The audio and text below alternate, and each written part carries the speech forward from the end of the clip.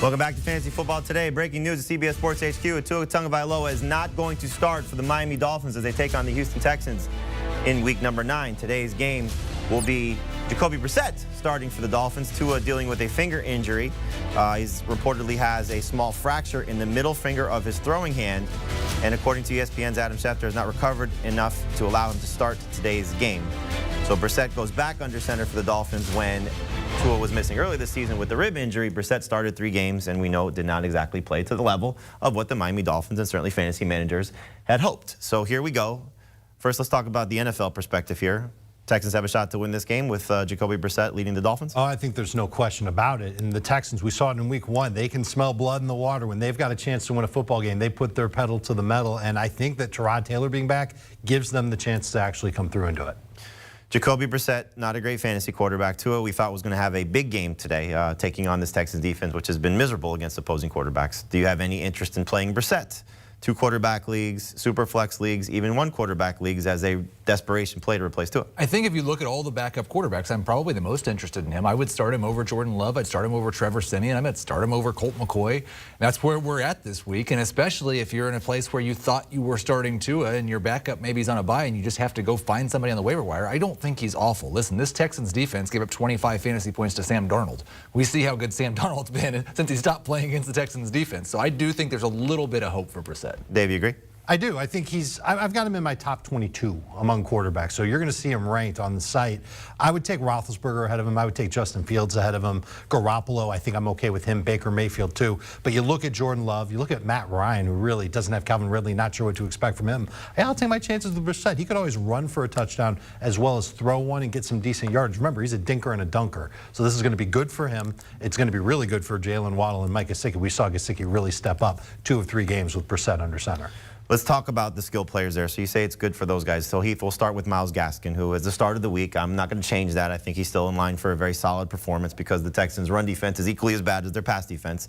But any concern now with the quarterback change for Myles Gaskin? No, I don't think this negative, like it might negatively impact the other guys. I don't think it's going to negatively impact Gaskin. I think Brissett's more likely to dump it off to Gaskin than maybe Tua was. And I think the Dolphins are more likely to try to have a run-heavy attack with Brissett at quarterback than they were with Tua at quarterback. So I still like Gaskin as a very high-end number 2 running back this week. We talk about with the Packers situation that with the quarterback change, maybe we see more of A.J. Dillon to help Aaron Jones. Do we see more of Savon Ahmed to help Myles Gaskin? We're already seeing Ahmed playing roughly a third of the snaps. At least that's how it's been with Malcolm Brown not on the field, but he's not playing any of the high-value leverage snaps that we like to see our fantasy running backs take. So he could end up getting around 7 or 8 total touches in the game. I still think Gaskin blows that away. I think he's going to be worth starting. All right, so Devontae Parker's out. He's on injured reserve with the shoulder injury. Will Fuller's out. He's still dealing with the hand injury.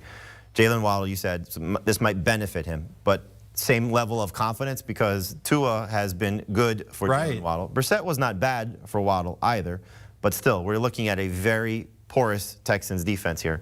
So can Jalen Waddle still deliver on where we have him ranked consensus-wise as a top 20 fantasy receiver? I'm getting cold feet on where we have him ranked consensus-wise, but it doesn't mean that I'm not comfortable starting him in PPR leagues as a high-end number 3 type of fantasy wide receiver.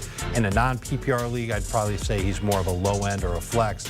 I am worried about what this does to him. He's had 1 really nice game with Jacoby Brissett, and that was on the basis of getting 13 targets. The other 2 games he had with Jacoby Brissett against Indianapolis, 4 targets, 3 catches. Don't ask about the yardage. And then at Tampa Bay, that was the game where Myles Gaskin got a ton of targets and catches, and Waddle was a total non-factor. It looks a little bit high to me here, though, but if you go down just a couple spots, I mean, we're talking about Cole Beasley, who every 4 weeks has 10 catches for 100 yards, and then he doesn't do anything for 3 weeks. You got T. Higgins, who's disappeared for large stretches of time. Like, there's not a lot of guarantee outside of the top 20 wide receivers, so I still like Waddle as a borderline number 2 in that 20 to 25 range, better in PPR than none.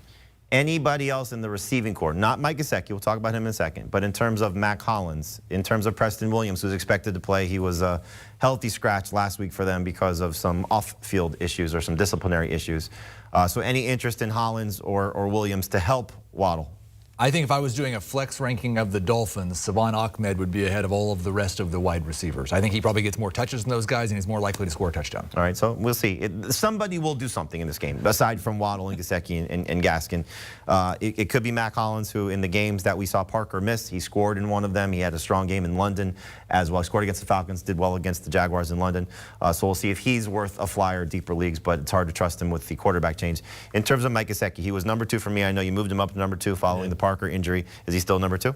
Dose. Keep him right there where he is. You feel the same? No, I've got him closer to 6 or 7, but it's just because I'm not going to start him over Mark Andrews or Darren Waller personally. The Texans have been bad against tight ends, but using that logic with Hunter Henry didn't work out very well. Gesicki's a different animal. I definitely want to start him. He's just not my number 2. The only game he's really struggled lately, and we know he certainly plays better when somebody's missing, and that doesn't mean the quarterback, but usually one of the other receiving options. But without Fuller, without Parker, 3 of his last 4 games have been exceptional. The one was the game against Buffalo, and they're really good against opposing tight ends. So, again, the news, Tua Tagovailoa will be active, or at least will be able to be the emergency quarterback, but he's not going to start for the Dolphins. Jacoby Brissett starting because Tua, that finger injury is not healed enough. He will not be under center for the first snap for the Dolphins offense as they take on the Houston Texans in week number 9.